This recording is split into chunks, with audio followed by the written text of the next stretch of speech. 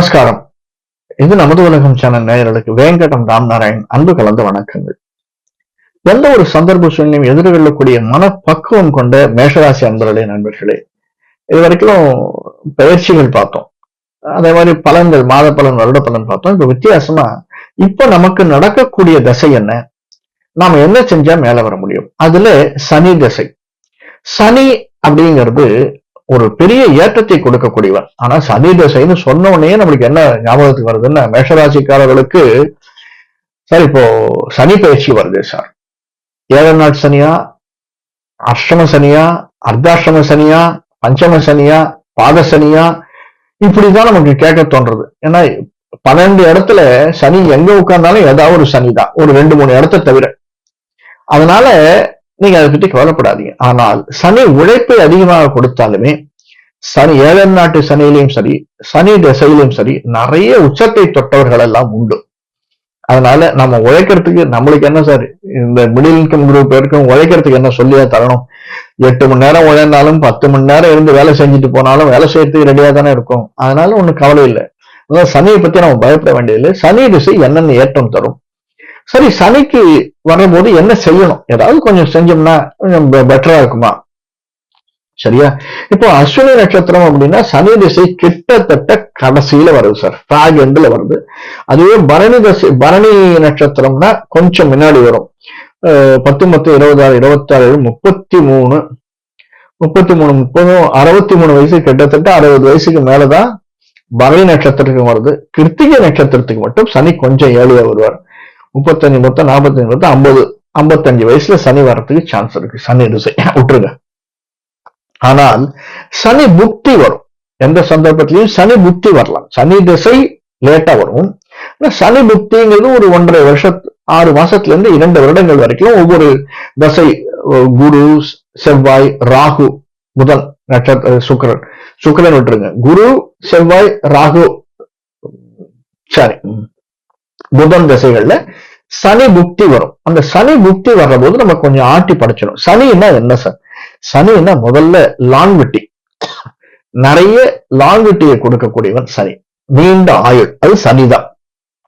ஆயுள் காரகன்னே பேரு சனிக்கு.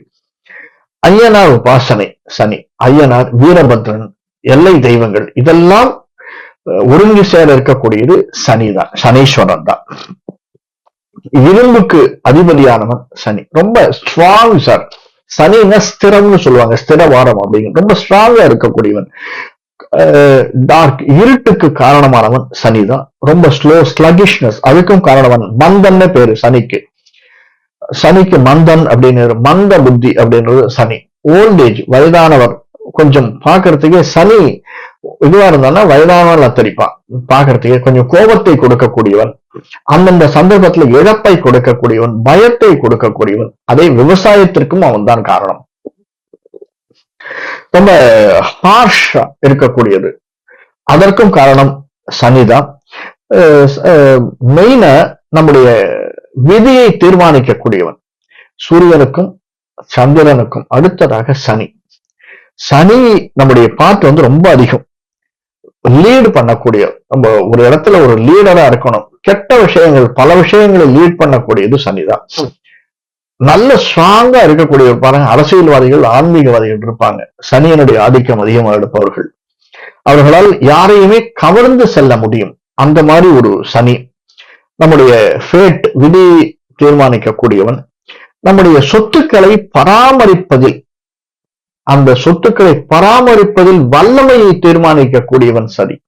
சொத்து வேற விஷயம், சொத்து மூலியமா பணம் வர்றதுக்கு வேற ஒரு பிளானட். அதே மாதிரி கணவன் மனைவி அல்லது உறவு, வீட்டில் இருந்து பிரிவு வருவதற்கு, செப்பரேஷன் சொல்றோம், அதற்கு காரணமாக இருப்பவனும் சனிதான். இன்னும் நிறைய சனிக்கு சொல்லிட்டே போலாம் சார். நம்மளுக்கு மெயினா நம்முடைய கரங்கள்ல நம்னஸ் வர்றதில்லை, அப்படி மரத்து போதல் அப்படின்னு, அதற்கு காரணமானதும் சனிதான். நீங்க பாத்தீங்கன்னா சனியும், சனியனுடைய புக்தியோ, சனியனுடைய அந்தரமோ, சனியனுடைய அந்தராந்திரமோ, இதெல்லாம் வர்ற போது நமக்கு அந்த வியாதி, மரத்து போதல், பேரலிசிஸ் வர்றது, லெங்தினஸ் வர்றது, பல்லு பிரச்சனைகள் வர்றது, ரொம்ப டிசீஸ்லயே அது வெளியில வரும். சில டிசீஸ் உள்ள இருக்கும், சில வெளியில தெரியும். அது வெளியில தெரியவதற்கு காரணமாக இருக்கிறது. இதெல்லாம் சனி புக்தி, சனி அந்தரம், சனி அந்தராந்தரம் இப்படி எல்லாம் இருக்கிற போது வரக்கூடியது. அதே மாதிரி சனி அப்படின்னா வேலை செய்பவர்கள், வேலைக்காரர்கள், அதற்கெல்லாம் அதிகமா இருக்கக்கூடியது. ரொம்ப விரக்தியின் தன்மையை வெளிப்படுத்தக்கூடியது, கன்ஃபியூஷன் அதெல்லாம் இருக்கக்கூடியது, சனியினால் வரக்கூடியது. டல்னஸ், சிவியரிட்டி, ஒரு விஷயத்தை தூக்கி விடணும் அப்படின்னாலும் சனியான தூக்கி விட்டுற முடியும். அதே மாதிரி ரொம்ப பொசசிவ்னஸ் அதிகமாகத்திற்கு இருக்கு. அவன்கிட்ட அதை பிரிக்கவே முடியாது சார். அவனுக்கு அந்த விஷயம் ரொம்ப பொசசிவ். அதிகம். வீட்டுல நாய்க்குட்டின்னா அவனுக்கு அப்படியே அவ்வளவு பொசசிவ், அது மேல அவ்வளவு பாசம் அப்படின்றவன். அதுக்கு காரணமாக இருக்கவும் சனிதான். அதே மாதிரி பல விஷயங்களுக்கு அழிவிற்கு காரணமாக இருப்பதும் சனிதான். ஸ்திரத்தன்மையை இழப்பதற்கு காரணமா இருக்கு. ஏன்னா முதல்ல இப்ப நம்ம மேஷராசின்னா ராசியினுடைய அதிபதி, மேஷத்துக்கு அதிபதி செவ்வாய் நல்ல நிலைமையில் இருக்கணும் நம்ம கட்டத்துல. அடுத்தது குரு நல்ல நிலைமையில் இருக்கணும் சார். இதற்கு அடுத்து சனி எங்க இருக்கான்னு பார்க்கணும். சனி தனியாக இருக்கானா, எந்த இடத்துல இருக்கான்? சனி பல இடங்களில் இருப்பது அப்படிங்கிறது கொஞ்சம் கவலையை தரக்கூடிய விஷயம்தான். ஆனால் குருவால் பார்க்கப்படும் போது, குருவனுடைய வீட்டுல இருக்கும் போது, ஏன்னா குருவுக்கு 3 பார்வைகள் உண்டு 5, 7, 9. குருவனுடைய வீட்டுல இருக்கிற போது அந்த உபயராசிகள் அப்படின்னு சொல்லச்சு, இங்கெல்லாம் இருக்கிற போது சில சந்தர்ப்பங்கள்ல சூரியனால் பார்க்கப்படும் போதும் சனிக்கு நல்ல விஷயங்கள்லாம் உண்டு. சுக்கிரனோட சம்பந்தம் ஏற்பட போது, சனி கொஞ்சம் செவ்வாயோடு இருக்கிற போது சில சந்தர்ப்பங்களில், அதாவது தேய்பிரை சந்திரனோடு இருக்கிற போது, ராகு அல்லது கேதுவோடு இருக்கிற போது, இதெல்லாம் இருக்கிற போது சனி கொஞ்சம் சுமாரா தான் இருக்கும்.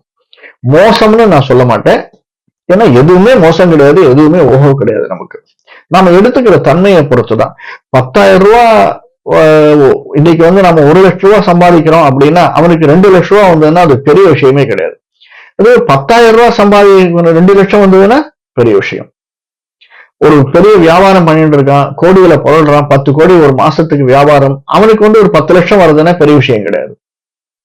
அதுவே மாசம் சம்பளம் 50,000 வாங்குறவனுக்கு ஒரு 10 லட்சம் போனஸ் வந்ததுன்னா அது பெரிய விஷயம். அதனால நாம எடுத்துக்கக்கூடிய தன்மையில தான் இருக்கு. அந்த மாதிரி சனி ஏற்றி கொடுக்கக்கூடியது. அதுவும் இதையெல்லாம் நாம் சொல்றது அத்தனை விஷயங்களும் நாம் கோஆர்டினேட் பண்ணி பார்த்தோம்னா இதெல்லாம் நமக்கு சனி புக்தியும் போது நடக்கிறதுக்கு சான்சஸ் இருக்கு. இந்த மைனஸ் பிளஸ் அப்படிங்கிறத பார்த்தோம். என்ன செஞ்சா பிளஸ் இருக்கும், என்ன செஞ்சா மைனஸ் இருக்கும். சனி புக்தி நாம் பார்த்தோம். கிட்டத்தட்ட ராகு குரு செவ்வாயினுடைய தசைகள்ல சனி புக்தி வந்ததுன்னா அல்லது சனியினுடைய தசை வந்ததுன்னா நமக்கு அஸ்வினி பரணி கிருத்திகை நட்சத்திரக்காரில் நமக்கு பரணி கிருத்திகைக்கு 60 வயசுக்கு மேலதான் வரும், 50 வயசுக்கு மேல வரலாம். அதுவும் அஸ்வினிக்கு கேட்கவே தேவையில்லை, 60 வயசுக்கு மேலதான் வரும்.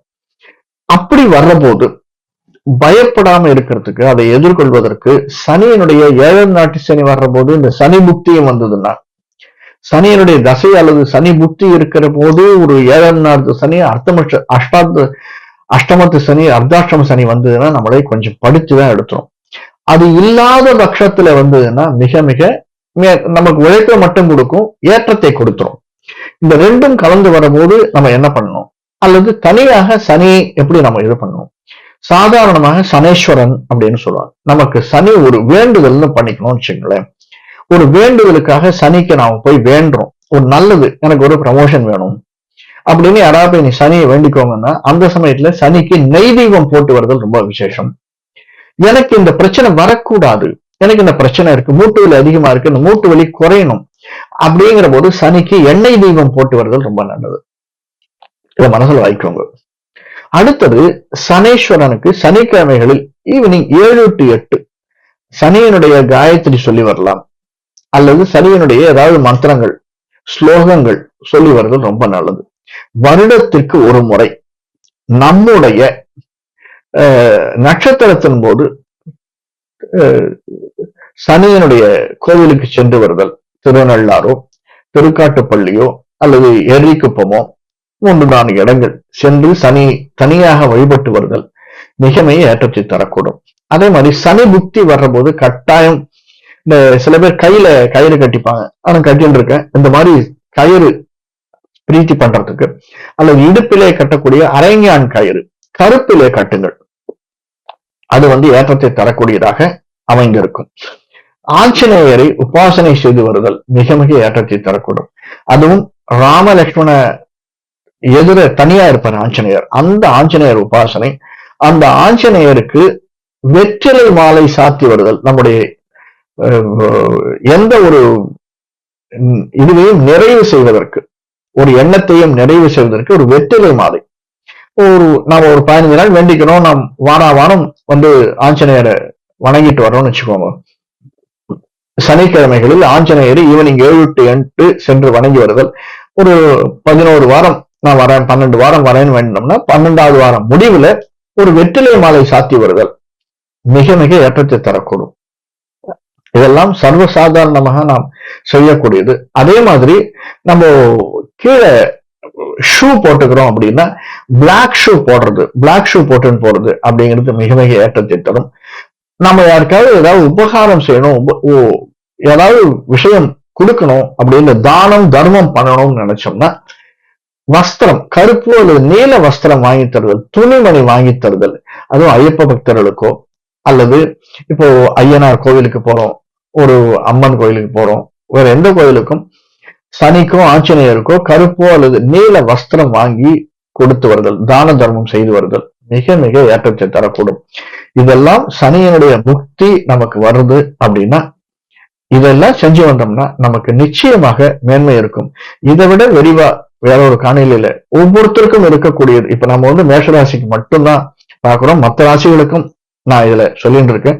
உங்களுடைய ஃப்ரெண்ட்ஸுக்கும் அது மிக உபயோகமா இருக்கும். ஏன்னா ஃபாலோ பண்றவங்களுக்கு தெரியும், ரெகுலரா நம்ம காணொலி போட்டு இருக்கோம் அதை பத்தி.